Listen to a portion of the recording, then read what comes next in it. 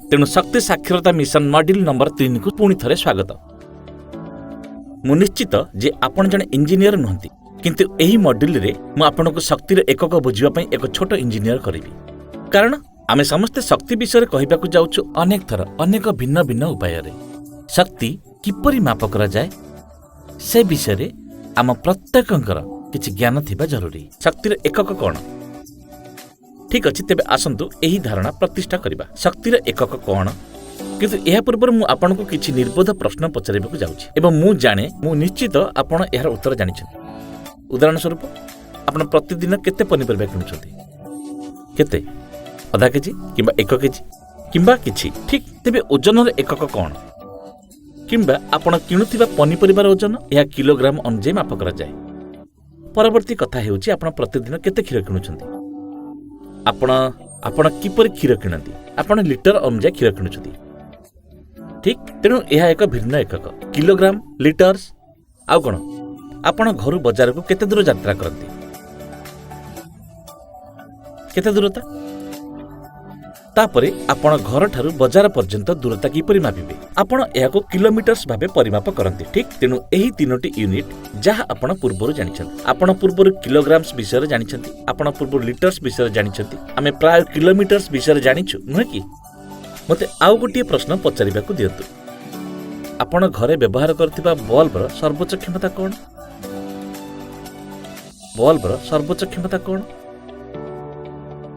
एहा कोन? हाँ, मु निश्चित समस्ते यह जानती ए बल्ब को 20 वाट और 30 वाट 40 वाट किंबा 50 वाट अणा जाय परिबो। तेबे आपण वाट दृष्टिरु बल्बर सर्वोच्च क्षमता वर्णना करती। ठीक, ता हेउची क्षमतार एकक। देखंतु समस्ते यह जानती बहुत सरल। वर्तमान गोटे शेष प्रश्न, गोटे मासरे आपण केते विद्युत खर्च करती? केते विद्युत? तेणु जेतेबेले मु कहिबी आपण व्यवहार करथिबा विद्युत परिमाण को केते परिमाण करबाकू पड़िबो, तेबे आमे एहाको किपरि परिमाण करबा? एहा हमर विद्युत बिल रे अछि। मु निश्चित जे समस्त विद्युत बिल भरणा करूछन्ती। अवश्य किछि लोक देह दियंती नाही, कारण से माने सीधा सड़क देखंती। अधिकांश लोक एहाको देउछन्ती।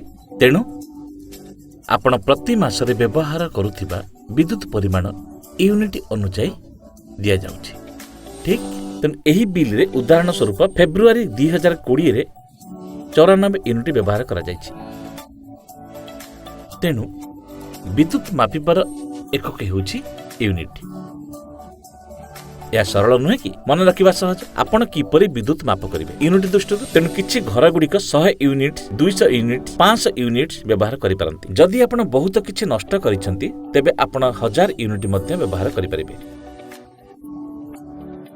चलंतु एक उदाहरण नेबा जेउठारे आमे शक्ति एकक विषय टिके अधिक विवरणी पाइबा। ठीक अछि? अच्छा, मते आपनको पचारिबाकू दियंतु आपनकर पर्यवेक्षण कोन? जदि 20 वाट बल्ब आदौ व्यवहृत हुए नहीं, जदि यह आदौ व्यवहृत हुए नहीं, बल्ब 20 वाट रही थाए नुहे कि? जदि आपण आलमीरा रे रखंती किंबा आपण एहाको व्यवहार करंती नहीं, बल्ब सर्वदा 20 वाट। तेणु यह बल्बर क्षमता निर्विशेष आपण एहाको व्यवहार करूछंती कि नहीं, यह सर्वदा समान रही थाए नुहे कि? द्वितीयतः एक 20 वाट बल्ब जदि आदौ व्यवहृत हुए नहीं, कौनसी विद्युत खर्च करे नहीं एवं आपण 20 वाट बल्ब किणती, एहाको अन्यत्र रखंतु किंबा होल्डर रे रखंतु, किंतु एहाको व्यवहार करंतु नहीं। एहा केते विद्युत खर्च करिवो? 0, कारण आपण एहाको व्यवहार करू नाहांती। एक 20 वाट बल्ब जदि आदौ व्यवहृत हुए नहीं, कौनसी विद्युत खर्च करे नहीं। तृतीय गुरुत्वपूर्ण पर्यवेक्षण, जदि 20 वाट बल्ब किछि घंटा पय व्यवहृत हुए, वर्तमान यह एक 20 वाट बल्ब आपण एहाको किछि घंटा पय व्यवहार करूछन्ती एवं आपण एहाको स्विच ऑन करूछन्ती एवं एहा आपनको आलोक देउछि। जदि 20 वाट बल्ब किछि घंटा पय व्यवहृत हुए, तेबे एहा किछि विद्युत खर्च करे। तेबे बुझिले उद्देश्य कोन मु करबाकू चेष्टा करूछि? मु आपनको कहिबाकू चेष्टा करूछि जे जेतेबेले आपण क्षमतारे किछि समय जोग करन्ती, एहा शक्ति होई जाय। एहा बहुत सरल नुहे कि? तेणु क्षमतार एकक प्रकृतिर समय गुणन शक्ति अटे। समय अनुसार क्षमता नुहे कि? ता हेउछि शक्तिर एकक। तेणु आपण जानिथिबा वाट अनुଯାୟୀ क्षमता माप करा जाय। आपणकर बल्ब 20 वाट किंबा 30 वाटर क्षमता केते? समय हेउछि आपण केते दिन बल्ब व्यवहार करिसेंती प्रतिदिन 5 घंटा प्रतिदिन 2 घंटा प्रतिदिन 3 घंटा सेही समय जेतेबेले आपण सेगुडी को एकाठी गुणन करिवे आपण कोन पाइबे क्षमतार एकक हेउची वाट एवं घंटार एकक हेउची आवर आपण सेगुडी को एकाठी करंतु तापरे शक्तिर एकक किंबा विद्युतर एकक वाट आवर WH होई जाय बहुत सरल नुहे कि शक्तिर एकक कोन वाट आवर क्षमता समय द्वारा गुणित ठीक अछि चलंतु हमर विद्युत व्यवहार को गणना करिबा आपण जानନ୍ତି पुनर्बार एक अति सरल कौशल एवं मु निश्चित जे प्रत्येक साधारण लोक यह करि परिबे प्रदत्त उपकरण द्वारा विद्युत व्यवहार गणना कोन चलंतु ताहा करिबा तेबे 100 वाट बल्ब 0 आवर पई काम करे यह व्यवहृत हुए नै यह केते शक्ति खर्च करिवो आपण केते विद्युत खर्च करूछंती 0 नुहे कि समय गुणन क्षमता समय 0 तेनु 100 गुणन 0 0 वाट आवर जदि 100 वाट बल्ब 1 घंटा पई काम करे तेबे यह केते शक्ति खर्च करिवो 100 गुणन 1 100 वाट आवर यह एते सरल नुहे कि तृतीय परिस्थिति जदि 100 वाट बल्ब 10 घंटा पई काम करे धरा जाओ आपण प्रतिदिन 10 घंटा व्यवहार करूछन तेबे आपण केते विद्युत व्यवहार करूछंती ताहा हेउची 100 गुणन 10 जहा 1000 वाट आवर यह बहुत सरल नुहे कि मु निश्चित जे आपणकर समस्त उपकरण पई आपण एही गणित करि परिबे उपकरणर क्षमता व्यवहार करंतु आपण व्यवहार करथिबा घंटा बाहर करंतु सेगुडी एकाठी गुणंतु ताहा हेउची वाट आवर एवं वाट आवर हेउची विद्युतर एकक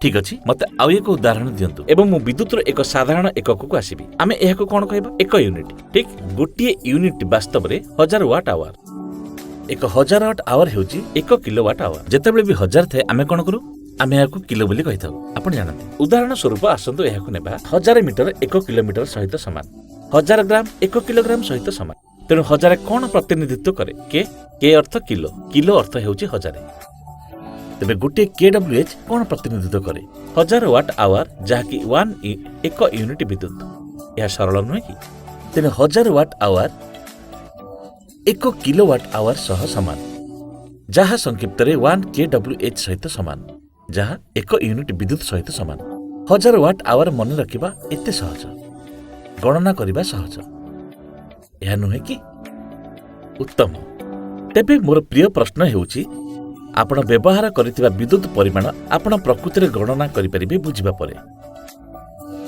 शक्ति एकक को बुझिबा परे किलोवाट आवर दृष्टिरु आपणक मनरे कोन आसे आपण एहा विषय भल अनुभव करूछन आपण वर्तमान शक्तिर एकक जानिछंती आपण एहाको वर्तमान गणना करि परिबे किंबा आपण एहा विषय खराब अनुभव करूछंती जहा आपण जानती शक्तिर एकक अनुभूति सब आपण कर जहा किछि अनुभूति आसे केवल पालन करंतु एही वक्तृता को IIT Bombay spoken tutorial team को द्वारा अनुवाद एवं डब करा जायछि।